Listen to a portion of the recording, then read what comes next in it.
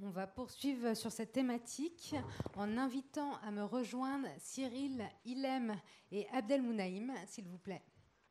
Bienvenue à tous les trois, merci d'être avec nous. On va commencer tout simplement par un petit tour de table. Vous pouvez vous présenter votre fonction et présenter un projet data que vous portez.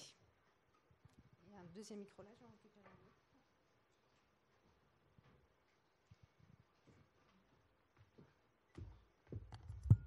Allô, test. Bonjour à tous. Donc, je me présente, c'est Ilem Megalsi. Donc, je travaille au sein de la Française des Jeux, dans la direction médias, production TV et événementiel. Je suis en charge du pilotage des investissements publics promotionnels. Plus proche. Rapproche-le un peu. Pour qu'on t'entende On m'entend bien ? Oui, voilà. Donc, on fait appel à Equimetrix pour développer des modèles économétriques qui mesurent la performance des différents points de contact que l'on active. Donc, ce sont des modèles explicatifs dans lesquels on injecte de nombreuses données, comme les mises, le nombre de joueurs, les investissements publics promotionnels. Et ça prédit l'impact des différents investissements publics promotionnels. Donc là, je vais laisser Abdelmounaïm vous en dire un peu plus. Merci. Abdelmounaïm Deraz, je suis senior manager chez Equimetrix. Donc Equimetrix, pour ceux qui ne nous connaissent pas, nous sommes une société de data science. Nous travaillons avec des clients comme la Française des Jeux à la fois sur des sujets de modélisation, mais aussi sur des sujets de prédiction. Donc pour la Française des Jeux, la particularité du sujet est que nous incluons des données qui sont externes, à la fois factuelles, mais aussi des données qualitatives de recherche, de survey, qu'on essaye d'impliquer dans l'explication de nos modèles. Et ça nous permet de donner des prédictions à la fois sur la performance des mises, mais aussi sur la performance du bassin de joueurs. Donc la Française des Jeux va avoir un enjeu à la fois sur l'augmentation, bien sûr, des mises, mais aussi sur le bassin de joueurs pour des raisons réglementaires. Donc sur ces sujets-là, c'est des sujets de modélisation, et en plus, nous travaillons sur des sujets de data science qui touchent à des domaines autres que le marketing, et où nous essayons d'appliquer des algorithmes prédictifs, des solutions pour nos clients, que ce soit des data lakes, des dashboards, mais aussi des algorithmes dans leur système, pour pouvoir les aider à prendre des décisions plus éclairées. Donc voilà, grosso modo, le travail d'Equimetrix. Bonjour à tous, Cyril Pertuiseau, je suis directeur marketing de Bip & Go, qui est une filiale du groupe autoroutier SANEF. Nous vendons de la simplicité de la mobilité sur autoroute aujourd'hui. Nous avons un peu plus d'1,5 million de clients en France et en Europe. Et je viens vous parler d'un projet de Data Challenge que nous avons mené l'année dernière pour commencer à exploiter nos data clients et essayer d'anticiper les besoins de nos clients sans forcément avoir aujourd'hui à notre disposition tous les outils pour le faire. Donc une première approche de data dans l'objectif ensuite de développer des outils plus sérieux pour le faire nous-mêmes. Tu veux nous en dire un peu plus sur le Data Challenge ? Eh ben, je commence alors, très bien. En fait, aujourd'hui, donc, on vend des abonnements au badge de télépéage qui permettent à des clients de se simplifier la vie au péage. Et on aimerait en fait les accompagner un petit peu plus loin dans leur mobilité et leur permettre avec leur compte Bip & Go de payer d'autres types de services de mobilité, un peu plus dans le quotidien, un petit peu plus en dehors de l'autoroute. Nos badges d'ailleurs sont utilisables déjà dans des parkings souterrains. Et pour ça, on avait vraiment besoin de prioriser et de comprendre quelles seraient les attentes en termes de paiement de services de mobilité auprès de nos clients. Et on s'est dit, on peut faire une étude classique, et puis finalement, mais on a plein de données. On a aujourd'hui, comme beaucoup d'entreprises, des outils qui ne nous permettent pas encore vraiment de les exploiter à fond. Et grâce à la DTEM, on a fait la rencontre de Management et Data Science qui nous a permis d'organiser un Data Challenge. Alors, qu'est-ce que c'est qu'un Data Challenge ? On a mis à disposition, bien évidemment de manière totalement anonymisée, un certain nombre de données. On en a beaucoup. Sur nos clients, mis à disposition à des groupes de chercheurs, de data scientists, d'étudiants, qui nous ont fait une restitution de leur vision de nos données, et ce qui nous a permis de découvrir pas mal de choses sur nos clients, sur leurs attentes, et de projeter des besoins futurs sur les choses qu'on va leur proposer demain. Avant de rentrer dans le vif du sujet, j'aimerais entendre vos réactions sur la présentation de L'Oréal et sur la méthodologie. Qu'est-ce que ça vous a inspiré à chacun d'entre vous? Donc la première chose, moi, que j'ai remarqué dans la présentation de L'Oréal, c'est la mise en perspective du sujet par rapport à la mission. Donc c'est quelque chose de très important. La mission, elle est indépendante de la donnée. C'est une stratégie d'entreprise moyen terme, long terme, qu'on prend en COMEX, donc en décision, donc vraiment indépendamment de ce qu'on a comme données. Et ensuite, on va chercher à utiliser la donnée pour servir cette mission. Donc ça, c'est la première chose. La seconde, c'est quelque chose ici d'important, c'est les données non structurées qui prennent de plus en plus de place. Il y a le texte. On a fait beaucoup d'avancées sur l'analyse de texte, sur la compréhension du texte, mais il reste encore du chemin. Il y a l'image, il y a la vidéo qui va arriver, il y a l'audio qui va arriver aussi. Donc c'est des choses qu'il ne faut pas laisser de côté quand on fait des analyses statistiques, de machine learning ou de deep learning, appelons-les comme on veut. Et le troisième point, c'est la démocratisation des outils de machine learning aujourd'hui. Donc Azure, GCP, AWS offrent des possibilités à toute l'audience de jouer, de faire des modèles. La difficulté, c'est vraiment dans l'interprétabilité, dans la concordance de ces analyses avec les insights, avec l'expertise, mais aussi dans la détection de biais, dans la détection de meilleurs modèles, dans la calibration des modèles et dans l'apprentissage. Donc c'est là où le data scientist va avoir un sujet et il va être fort en fait là-dedans. Cyril, Ilham, une petite réaction sur la méthode L'Oréal? Impressionnante. J'espère qu'on sera capable de faire ça rapidement chez nous. On travaille bien évidemment sur nos outils, c'est un travail de longue haleine.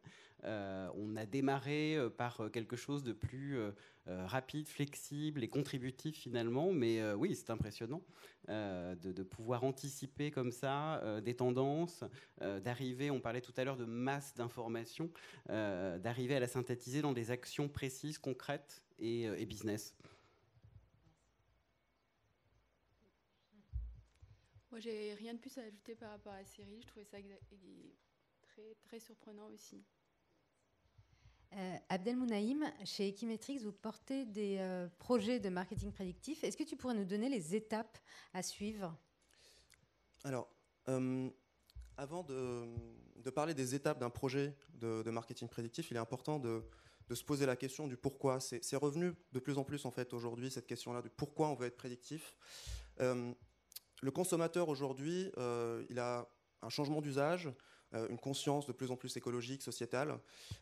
Il a besoin de comprendre un peu l'impact, l'effet additionnel des actions marketing. Et est-ce que vraiment le fait d'être prédictif va lui apporter de la valeur? Donc ça, c'est la première question à se poser. Est-ce qu'en étant prédictif, on apporte de la valeur à notre client ou notre prospect? La deuxième question à se poser, c'est est-ce que cette valeur va aussi être vue dans notre entreprise? C'est-à-dire, est-ce qu'elle correspond à ce qu'on se disait, la mission, la stratégie globale, la promesse relationnelle? Est-ce que c'est des choses qui vont nous apporter de la valeur ajoutée? Avant de se lancer dans un projet prédictif, il faut se poser ces deux questions. Donc, une fois qu'on se pose ces deux questions, on essaye d'apporter la réponse en nous basant bien sûr sur des étapes claires qui sont la recherche de la bonne donnée. Et quand on dit bonne donnée, c'est-à-dire qu'il faut qu'elle soit de qualité, qu'on la clean, qu'on aille la chercher soit à la source, soit en contactant des providers qui sont des partenaires, en transformant cette donnée, en analysant, en explorant la donnée de manière exhaustive, et ensuite en allant répondre à la question qui découle en fait des deux premières. Donc c'est ça. Et ensuite, on va choisir notre algorithme qui va nous aider à être prédictif. Donc soit on va être prédictif à une maille individuelle, soit on va être prédictif à une maille beaucoup plus macro, c'est-à-dire prévoir des tendances, prévoir une augmentation de chiffre d'affaires, une augmentation d'activité.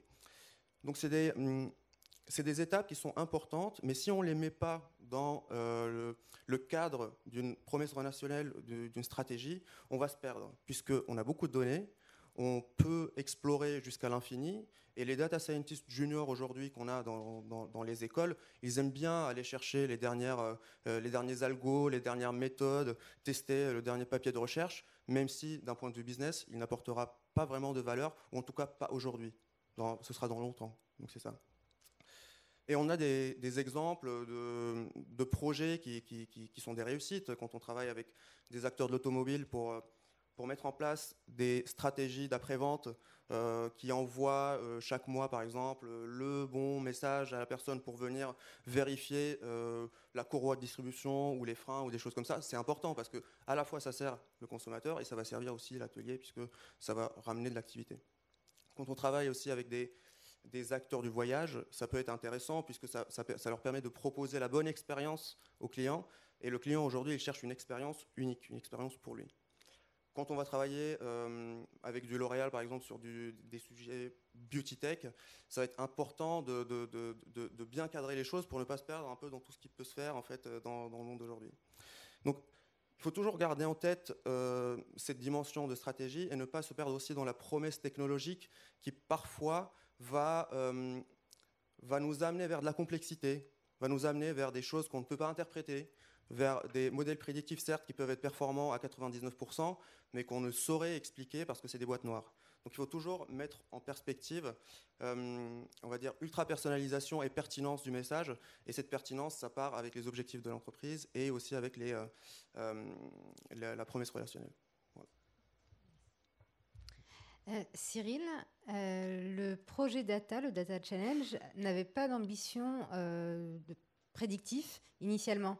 Pour autant, avez-vous trouvé des insights qui vous permettent de réfléchir vos stratégies futures différemment ?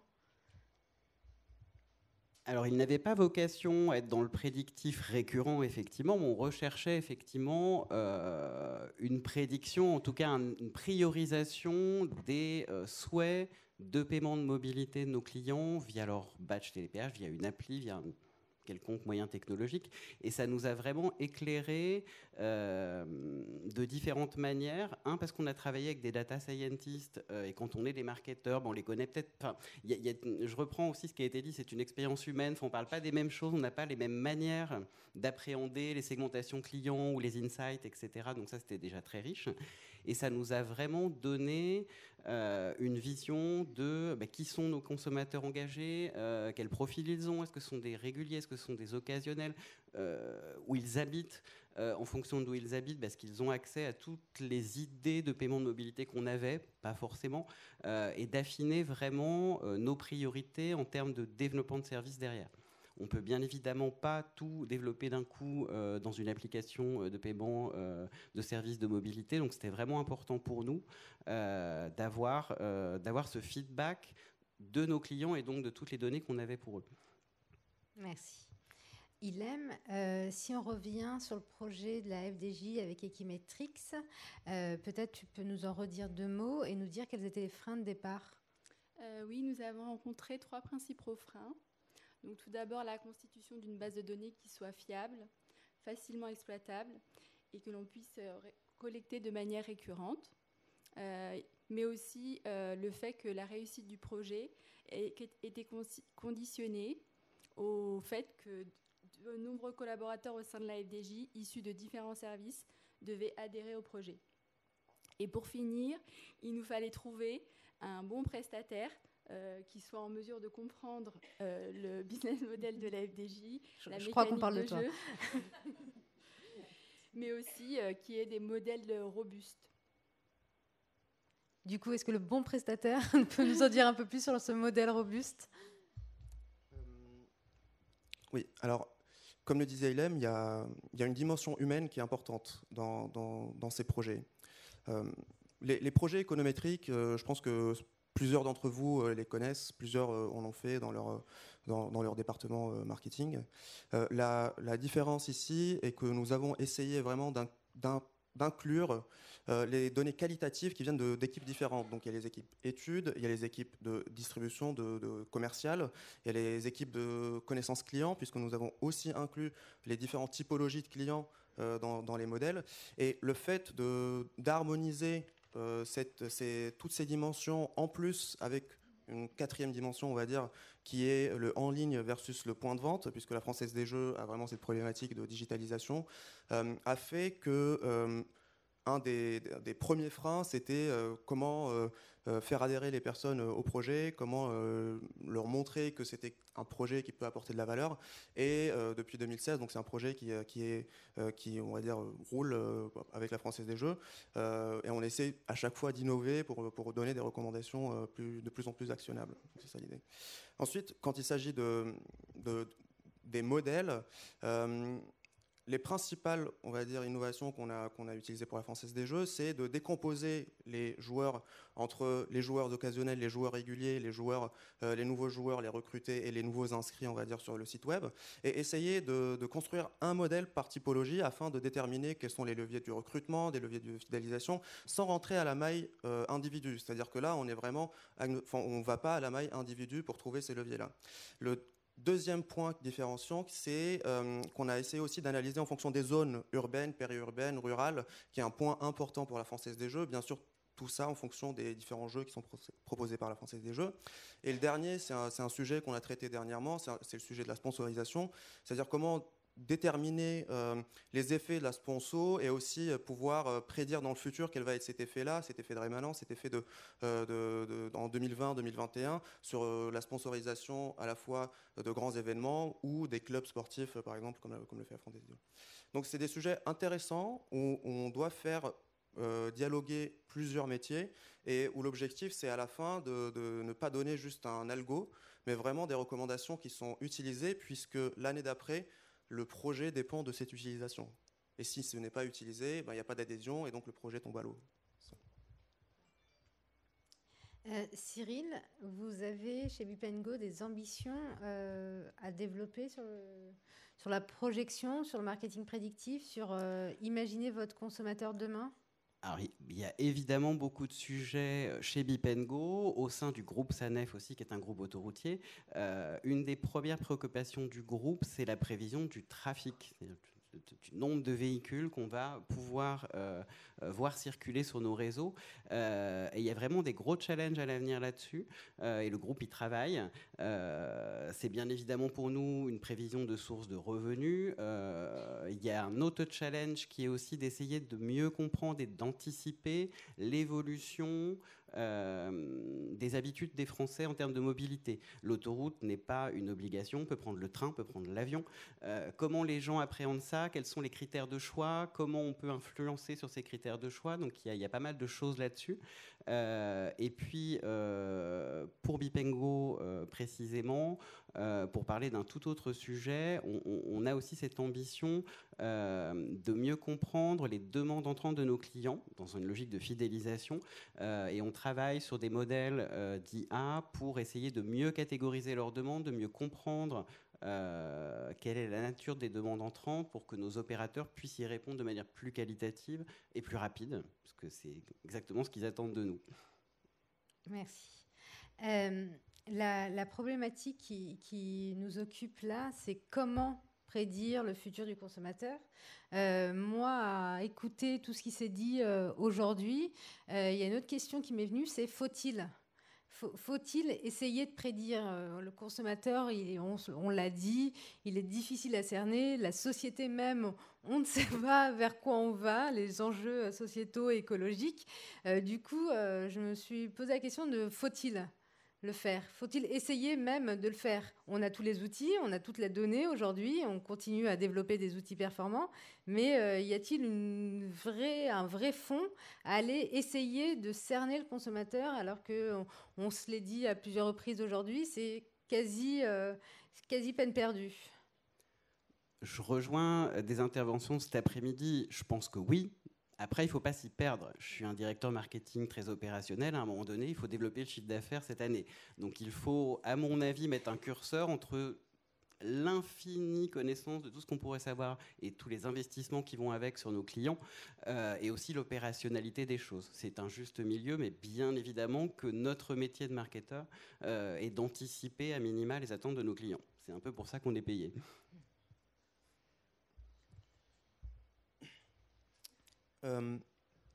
Donc dans le faut-il, il y a bien sûr la première question qui est est-ce que ça rejoint la stratégie, donc dans le travail d'un marketeur bien sûr, mais quand il le faut faire de la bonne manière et il faut aussi comprendre les limites de la manière avec laquelle on le fait. C'est-à-dire qu'on a aujourd'hui des clients qui viennent nous voir et qui entendent des buzzwords, du hype sur du deep learning, sur de l'intelligence artificielle, sur que ça peut résoudre tous les problèmes de la Terre, mais en fait, c'est encore très limité. Ça demande beaucoup de puissance de calcul. Ce qui a été fait par Google sur l'assistant virtuel, c'est quelque chose de très très loin. Ils ont bien sûr des machines qui peuvent faire des calculs à des années-lumière de ce qui peut être fait aujourd'hui dans les data lakes qu'on peut trouver dans le marketing ou aussi dans l'industrie ou autre. Donc il faut comprendre les limites et il faut donc savoir s'arrêter. Et quand on sait s'arrêter, on sait extraire la bonne information de notre compréhension du consommateur. Et en faisant ça, en fait, itérativement, on va comprendre comment aller plus loin. Et comme dans le monde de la recherche, on construit petit à petit les théories, ben là, pareil, on va construire petit à petit la connaissance du consommateur. Il y a un autre enjeu qui a été évoqué notamment cet après-midi avec les positions prises par les grandes plateformes, mais aussi par le législateur plus récemment sur la collecte de la donnée. On a évoqué RGPD, mais les sujets de législation e-privacy s'intensifient. Google a annoncé la mort du cookie, ce qui voudrait dire moins de capacité à collecter la donnée et donc moins de capacité à comprendre le consommateur. Du coup, Abdelmounaïm, toi qui as les mains dedans, s'il n'y a plus de données demain, on fait comment ? Alors, je pense que la première chose, c'est le cookie n'est pas encore mort. Il a encore, je pense, beaucoup de temps devant lui. Mais effectivement, il faut anticiper cette perte de vitesse du cookie, puisqu'on aura de moins en moins d'informations qui viennent de cette source-là. On a vu ce matin beaucoup de discussions autour des communautés. Moi, je trouve que c'est intéressant, puisque construire des communautés qui vont nous donner des informations à la fois qualitatives et quantitatives peut être complémentaire à l'utilisation du cookie. Donc ça, c'est la première chose. Et la deuxième chose, c'est qu'il y a de plus en plus de recherches sur qu'est-ce qui va remplacer le cookie. Donc on a des notions de fingerprint qui peuvent être des technologies nouvelles qui vont prendre la place du cookie. Et ça nous fait aussi poser la question, si Google décide d'arrêter le cookie, c'est parce qu'il va proposer un outil fermé qui va donner des informations anonymes. Donc c'est quelque chose qui est intéressant. Mais si c'est à la main de Google, en quoi en fait c'est mieux pour le consommateur que le cookie ou bien qu'une autre technologie qui est utilisée pour le traquer? Donc c'est des questions qui sont difficiles en fait aujourd'hui et il faut juste se poser ces questions-là et essayer de trouver la bonne complémentarité entre les outils qui sont là aujourd'hui, entre les recherches qui sont faites pour le futur. Merci. Je vais juste ajouter quelque chose sur cette question-là. Si un jour on a moins de données, ne perdons pas le fil, et ça a été dit aussi cet après-midi, ajoutons de l'humain. Enfin, le consommateur, il n'est pas que des données. On a encore plein d'interactions avec ce consommateur pour savoir plein de choses sur lui. Ilem, comment tu te projettes, toi, par rapport à votre projet data sur, encore une fois, anticiper les comportements futurs? Et ça serait quoi tes attentes, un monde idéal? Tu aurais besoin de quoi pour encore mieux comprendre le consommateur demain? Côté FDJ, nous, ce qu'on aimerait, c'est vraiment capitaliser davantage sur les données en ligne. Par exemple, en se constituant une batterie de données de l'intégralité du parcours client. Aller plus loin dans l'analyse pour pouvoir prédire le comportement du consommateur. Mais aussi, ce qu'on aimerait, c'est utiliser la donnée différemment, comme le font si bien Amazon et Netflix. Par exemple, hier, j'ai reçu un mail de Netflix qui me proposait une série, parce que je venais de terminer une ancienne série. Donc, c'est typiquement de l'exploitation de données basée sur un comportement client. Dernier exemple, ce matin, j'ai acheté un article sur Amazon et du coup, il m'a proposé d'autres articles. Donc, je trouve que c'est vraiment de l'upsell personnalisé. Donc, c'est vers là qu'on aimerait tendre. Et dernière chose, affiner les modèles économétriques par population, par région. Merci. Il nous reste quelques minutes. Est-ce qu'il y aurait des questions dans la salle ?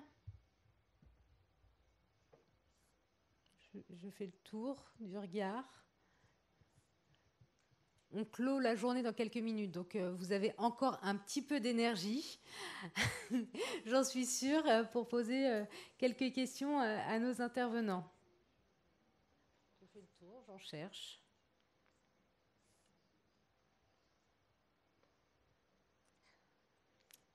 Mais je vais du coup vous remercier. Merci de votre participation.